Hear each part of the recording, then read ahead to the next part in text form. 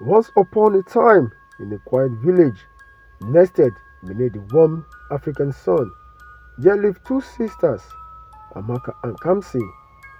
They were inseparable from childhood, sharing secrets, dreams, and even clothes. Their bond was as strong as the ancient baobab tree that stood tall in the heart of their village. But as they grew older, a dark shadow crept into Amaka's heart, the shadow of jealousy. Kamsi was radiant both in beauty and spirit. She possessed a charm that drew people towards her effortlessly. Her infectious laughter, combined with intelligence, made her the pride of the village. When she met Chukwudi, a kind-hearted and hard-working man, their love was like a beacon of hope for all. Amaka, on the other hand, felt overshadowed by her sister's success. She had always been overshadowed by Kamsi's achievement and ability to captivate the hearts of everyone she met. Amaka was determined to do anything to gain the same attention, even if it meant sacrificing her own happiness. Amaka tried her best to please her sister, buying her gifts, cooking her favorite meals, and offering her unwavering support. But there was one thing she couldn't share: Kamsin's husband, Chukwudi. This became an obsession for Amaka, and she would often find herself daydreaming about him. As months and days passed, Amaka's desperation grew, and her jealousy turned into a bitter hatred. She tried every trick in the book to win Chukwudi's attention, but he remained loyal and devoted to Kamsi. Amaka's heart urged with resentment and frustration. One fateful day, while Amaka was sitting alone in her room, her mind consumed by jealousy, her heart filled with hatred, a mischievous spirit appeared beside her. It whispered sinister thoughts into her ears, promising her the solution to her problem. The spirit urged her to take her sister's life without revealing the consequences. Amaka, consumed by her desire for Chukwudi, became determined to act up. One night, as the village slumbered, Amaka executed a sinister plan.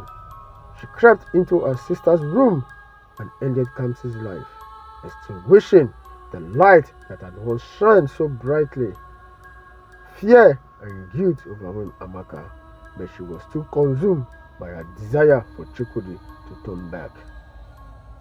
Weeks passed, and Amaka finally got what she desired most. Chukwudi was now hers. However, her happiness was short-lived. Kamsi had left behind a young son, and Amaka was now responsible for his care. But instead of being a loving aunt, she began to mistreat the boy, treating him as a constant reminder of her sinister deed. The village was devastated by Kamsi's untimely death, and the truth of what had really happened remained hidden. Amaka, now married to Chukwudi, lived in constant fear of her dark secret being discovered. The weight of her actions and the cruelty she inflicted on her nephew slowly eroded her soul, turning her into a bitter and heartless woman.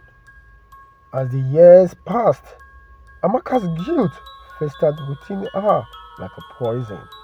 The weight of her dark secret, the pain she had inflicted on her innocent nephew, and the knowledge that she had betrayed her beloved sister ate away at her conscience.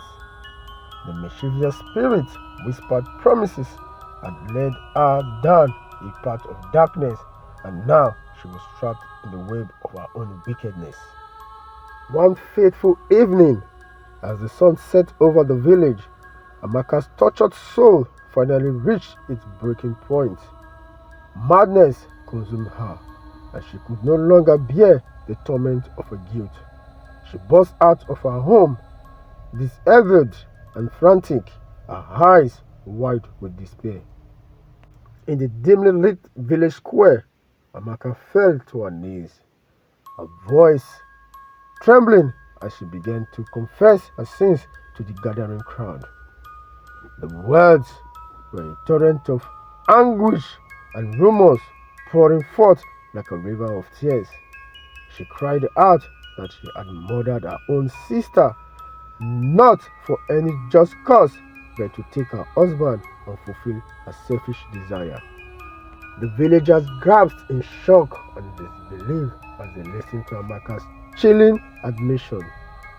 Whispers of horror and condemnation filled her head, and the darkness of her deed cast a pall over this once peaceful village. Chukudi, who had remained blissfully ignorant of the truth, was devastated by the revelation. He had loved Kamsi deeply and had believed in Amaka's innocence. Now, the weight of Amaka's betrayal crushed his heart. As the villagers turned their back on Amaka, their trust forever shattered. She was left to face the consequences of her actions. Her confession did not bring her the relief she had hoped for. Instead, it marked the beginning of her descent into a madness born of guilt and despair. Amaka's haunting cries echoes through the night as she wandered the streets, a broken and tormented soul. The mischievous spirit that had once whispered wicked suggestions into her ears was now a constant companion, a relentless reminder of the darkness that had consumed her.